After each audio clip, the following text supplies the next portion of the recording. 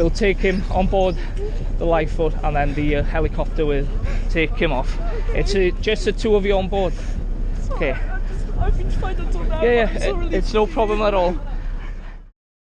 Dad's done a huge amount of sailing before, and Dad had sailed solo around Ireland and done a huge amount of sailing in British waters. And so really when I was quite young, he got me involved in sailing.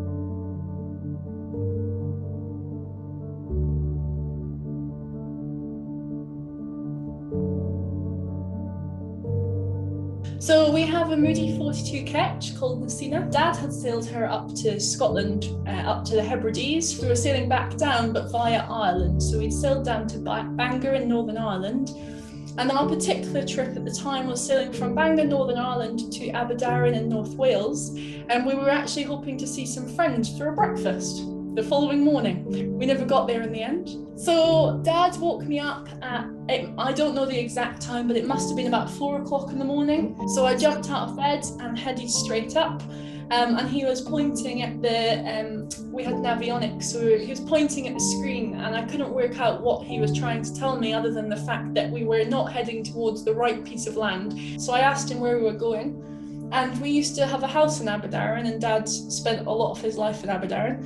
So he should have been able to remember where we were going, except from he couldn't tell me where we were going. So then I thought, well, this seems like a bit of a problem. And so his speech was getting worse. So then I asked him to lift his arms up. At the time, his face was still okay. I asked him to lift his arms, and he couldn't lift one of his arms. So I thought, this isn't good.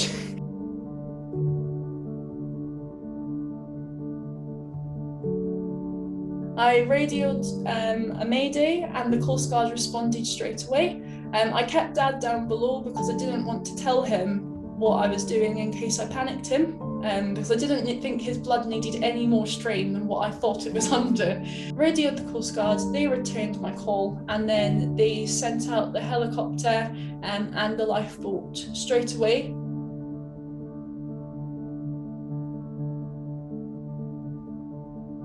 I don't know exactly how long it was, but it felt like a very long time, but in reality it wasn't. We weren't that far away from them, and we were only a few miles offshore. So the lifeboat, I could see the lights approaching. There were no other boats out at this time, so it was very easy to work out that there was a boat travelling at speed. It was the lifeboat, and it was heading towards us. As it got close, it radioed us to ask to come alongside. They jumped on board with their bow line and stern line and tied up alongside, so I didn't need to worry about anything like that. But it was just a big relief that there was something that was going to be able to take place. Something could start. There could be action that was going, like a solution, or some help was going to come. And so we were going to be able to get Dad the best help that he could get. So they jumped on board. There was about 4 of them, I think, and they went straight down. Owen stayed with me, and Marley went down to see Dad. We'll take him off. It's just the two of you on board. Okay. I've been trying to do that. Yeah, it's no problem at all. And then what we'll do then, I'll stay on board with you, and we'll take the boat back to Porthdinllaen, and we'll put up the mooring there. That's fine.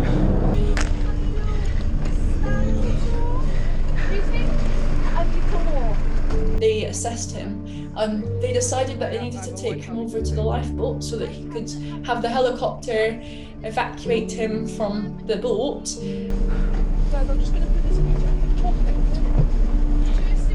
We'll transfer you one small step over, and then we'll get you into the care of the helicopter. This man's going to stay with me, Dad, so we'll be safe.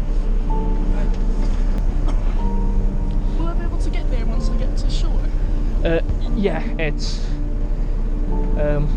well, I can drive you, that wouldn't be any problem. It's only 45 minutes away.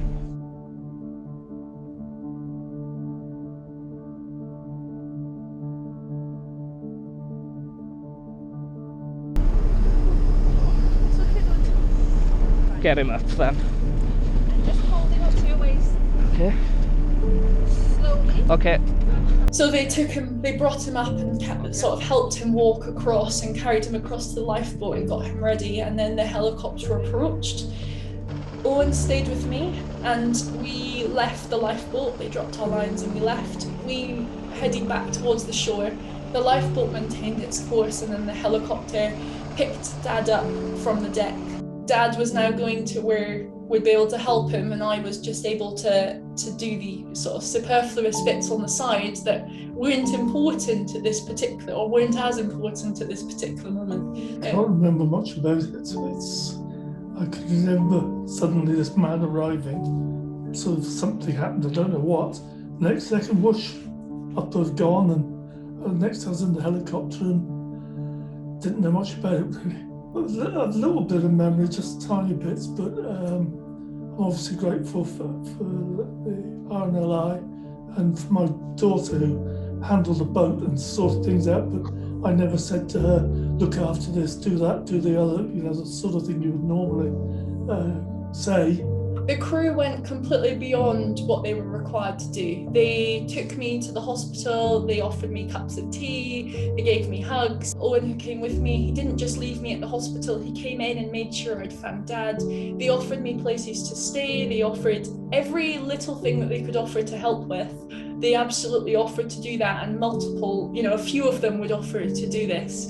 And ever since they've been in contact, how's Dad, how are you all doing? The care went beyond the actual rescue. It was much bigger than that. From my point of view, it's nice to have the memory of it, but it's good that we can say thank you to all those people that went to great inconvenience to come out and help.